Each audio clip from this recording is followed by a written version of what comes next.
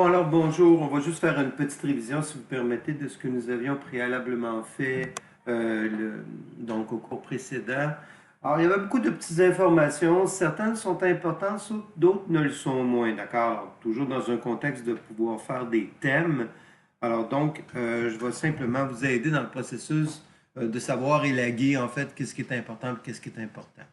Qu'est-ce qui n'est pas important? Désolé. Alors, donc, la première chose qui n'est pas important, c'est évidemment d'accéder à donc un site web comme, par exemple, Yahoo Finance pour aller chercher de l'information boursière. Alors, le principe qui était sous-jacent là-dedans, c'est tout simplement de savoir qu'il est possible de récupérer de l'information dans un type de fichier, OK, autre que, exemple, un fichier XLS. Alors donc, je vais vous donner l'exemple qu'on avait donné. Alors, si on prend par exemple ici pour le fun Apple, si vous permettez, on va essayer ça. Donc, Apple ici, Apple Inc. Donc, on voit évidemment ici tout ce qui est relatif à Apple. Maintenant, moi, ce que je veux, c'est vraiment quelque chose peut-être dans la dernière année. Alors, donc, ici, je vais me rendre, si vous permettez, sur un an. Et un an me permet d'avoir évidemment ici cette information-là, qu'est-ce qui s'est passé avec Apple sur un an. Je m'en vais sur Historical Data, qui me donne évidemment cette information-là, donc de février 8 2017 à février 8 2018. Alors, ça me convient, j'applique pour être sûr d'avoir cette information-là, je download le data. Donc, vous remarquerez encore ici le CSV. CSV signifie simplement, encore une fois, Comma Separated Value. C'est un vieux format qui existe depuis, mon Dieu, tellement longtemps dans le domaine de l'informatique et qui permettait en fait de pouvoir utiliser des données autant en extraction, en importation comme en exportation.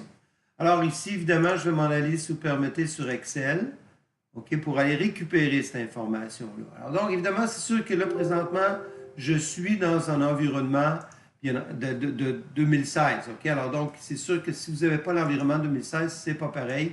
Je vous encourage, bien entendu, à télécharger cette version-là. Prochaine étape, bien entendu, encore une fois, j'ai un fichier vierge, je m'en vais sur Données et je vais aller récupérer le fichier en question. Donc, CSV, bien entendu. Je m'en vais dans mon téléchargement pour récupérer, évidemment, ici, Apple et je vais l'importer. La plupart des fichiers qui sont de type CSV vont être avec donc une façon de récupérer ces données-là pour les séparer, je vous dirais, en champs. Alors, pour ceux qui sont peut-être un peu moins sensibilisés aux notions de ce que l'on appelle des champs et des enregistrements, c'est donc des mots qu'on utilise dans des listes ou dans des bases de données. Donc, des champs, c'est en fait des colonnes et des enregistrements, ce sont en fait des lignes. C'est un vocabulaire qu'on utilise dans un contexte de base de données.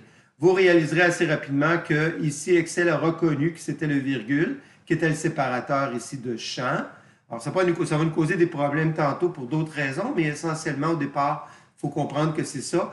Mais sachez qu'encore une fois, dans les CSV, il peut y avoir beaucoup de séparateurs différents. Alors, je réitère encore le fait que les fichiers CSV peuvent être particulièrement utiles, même dans le domaine de la comptabilité, pour la bonne et simple raison que, exemple, vous pouvez exporter des informations qui proviennent de logiciels comptables pour, après ça, les mettre dans un environnement d'Excel, dans un contexte de faire, bien entendu, un petit peu de number crunching. OK, alors donc ici, je vais tout simplement accepter ça. Alors donc, je vais avoir probablement 365 enregistrements correspondant à 1 par jour. Alors donc, je charge tout simplement et je me retrouve donc dans Excel ici avec l'ensemble ici de toutes les informations donc pour chacun des jours de la dernière année.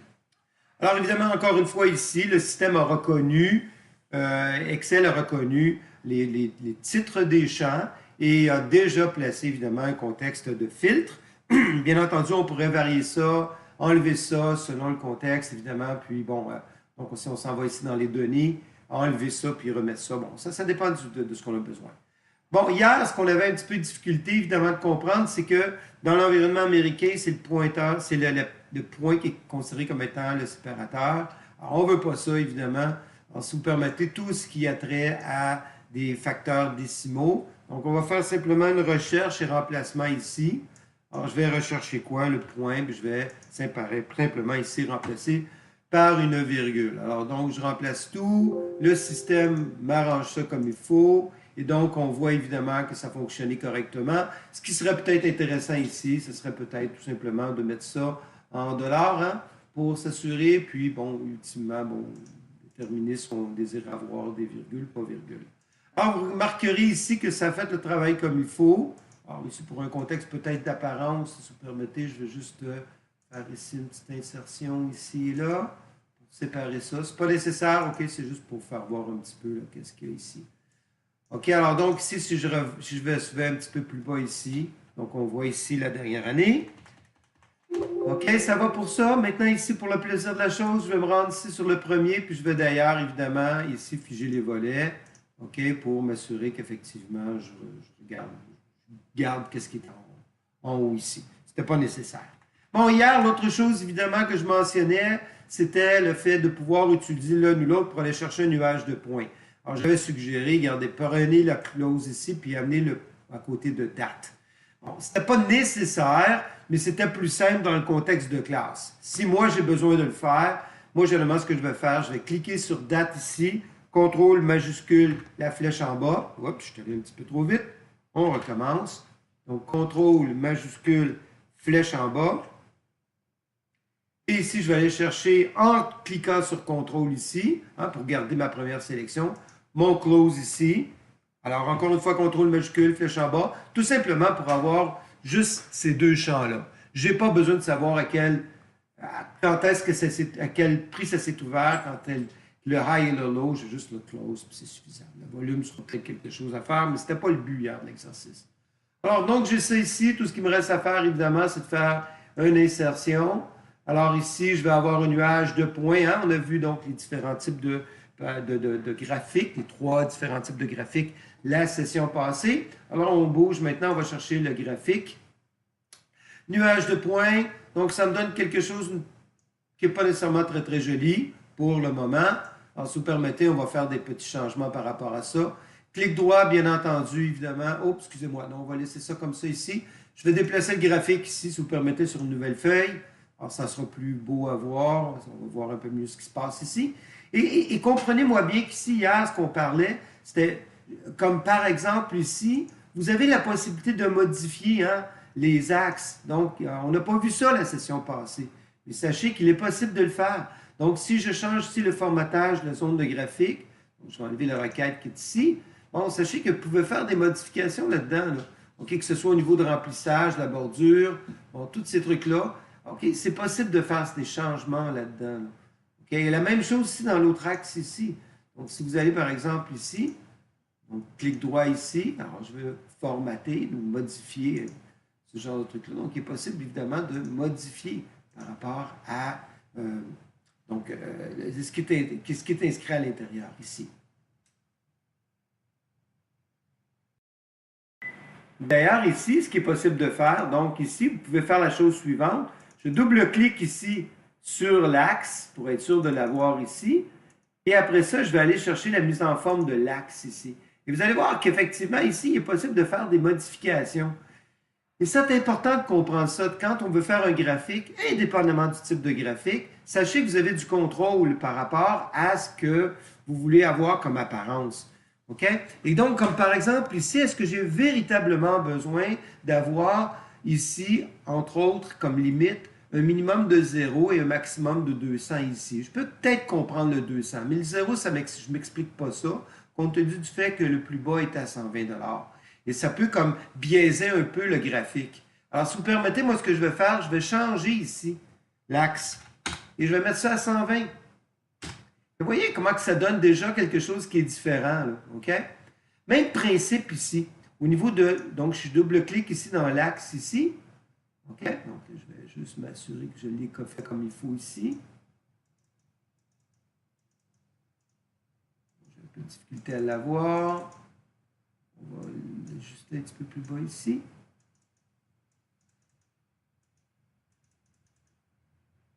Oui, OK, là, on l'a. Clic droit, je vais faire une mise en forme de l'axe. Et encore une fois, OK, il me mentionne évidemment le minimum et le maximum. Est-ce que j'ai besoin d'aller chercher jusqu'à 2018, 04, 10?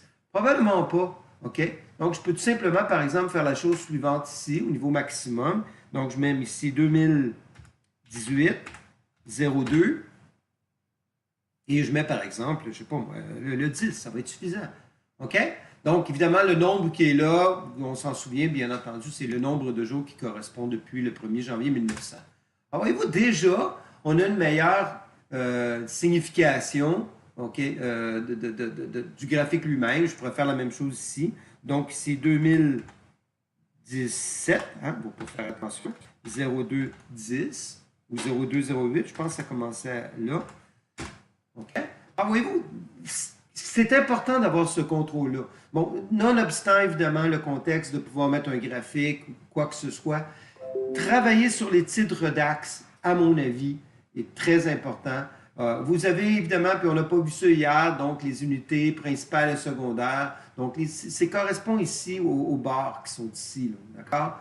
Donc, quand on fait un quadrillé comme ça. Pour moi, c'est un peu moins important, mais sachez qu'évidemment, il est possible pour vous de faire ceci. Bon, maintenant, donc on voit évidemment le graphique de Apple ici. On a vu évidemment les différentes baisses. OK, le pic qui était atteint ici, puis la baisse, la correction qui a été faite, exemple à la fin du mois de juillet. Il y a une autre correction aux alentours du mois de septembre, etc. Bon, on voit ici qu'il y a une espèce de chute, hein, elle est tombée à 150 $. C'est quand même une bonne baisse, une bonne correction qui a été faite dans les derniers jours. Ça s'inscrit ici, évidemment, aussi dans la correction qui a été faite, entre autres, avec le Dow Jones. Donc, l'ensemble de toutes les entreprises américaines, les 30 principales qui composent au Dow Jones. C'est moins important, ce n'est pas quelque chose qui faisait partie du plan de cours. Alors, donc, si vous permettez, ici, ce que je vais faire, je vais cliquer sur n'importe quel des points. Donc, on voit ces points-là ici. Ça me permet même d'avoir de l'information. Et ici, ce que je vais faire clic droit et je vais ajouter une courbe de tendance. D'accord? Alors, donc, la courbe de tendance, ce qui est important de comprendre, évidemment, dans ce contexte-là, c'est de trouver la courbe de tendance. Le système va te proposer généralement linéaire, mais de savoir, évidemment, laquelle qui est la plus adéquate par rapport à ce que vous désirez, évidemment, évaluer. Alors, que ce soit, évidemment, dans un contexte de contexte boursier ou tout autre contexte, hein, dans le domaine du marketing, si vous faites une étude de marché, ben, les analyses que vous allez faire, OK, vont vous permettre évidemment de voir une tendance. Hein? C'est un peu ce qu'on va essayer de faire avec une courbe quelconque. Alors, donc, j'accepte si vous permettez linéaire et si vous permettez ici, ce que je vais faire, je vais afficher l'équation du graphique et le coefficient de détermination ou le coefficient qu'on appelle de corrélation. Si vous permettez, je vais le déplacer. Et non seulement ça ici, je vais juste même changer la taille ici, de façon à ce qu'on peut le voir un peu mieux. Donc, on voit ici que le coefficient de corrélation est de 0,82. C'est loin d'être extraordinaire, mais c'est quand même quelque chose qui est quand même, somme toute, intéressant. Donc, on peut comprendre qu'effectivement, il y avait peut-être un contexte d'une correction quelque part ici, mais si on regarde la tendance, on peut prétendre qu'à un moment donné, Apple devrait quelque part se reprendre dans les prochaines semaines. Mais encore une fois, si c'était aussi simple que ça dans le contexte boursier, on s'entend-tu que ça ferait longtemps que tout le monde aurait trouvé ça. Alors, si vous permettez, je vais quand même faire une autre courbe, simplement dans le contexte, évidemment, de faire un comparatif. Alors, cette fois-ci, je vais y aller plutôt avec un logarithmique, donc une espèce de plafonnement. On va voir si effectivement ça semble être correct ou non. Je vais accepter encore une fois l'équation du graphique et tout. Et je vais donc y aller ici avec ceci. Voyons voir ce que ça donne ici comme résultat pour un logarithme. Et donc ici, je vais tout simplement y aller. Bon, je ne sais pas lequel que j'avais pris là. Et on voit que ce soit dans un contexte logarithmique ou que ce soit dans un contexte, on voit qu'il y a pratiquement une juxtaposition des deux. Et encore une fois, ces équations-là nous permettent quelque part de déterminer si, par exemple, on voudrait faire une prospective, donc voir dans le futur ce que ça pourrait donner comme par exemple, l'année prochaine ou dans 2-3 mois. Qu'est-ce que ça pourrait donner comme résultat? Et d'ailleurs, c'est ce que je veux faire ici.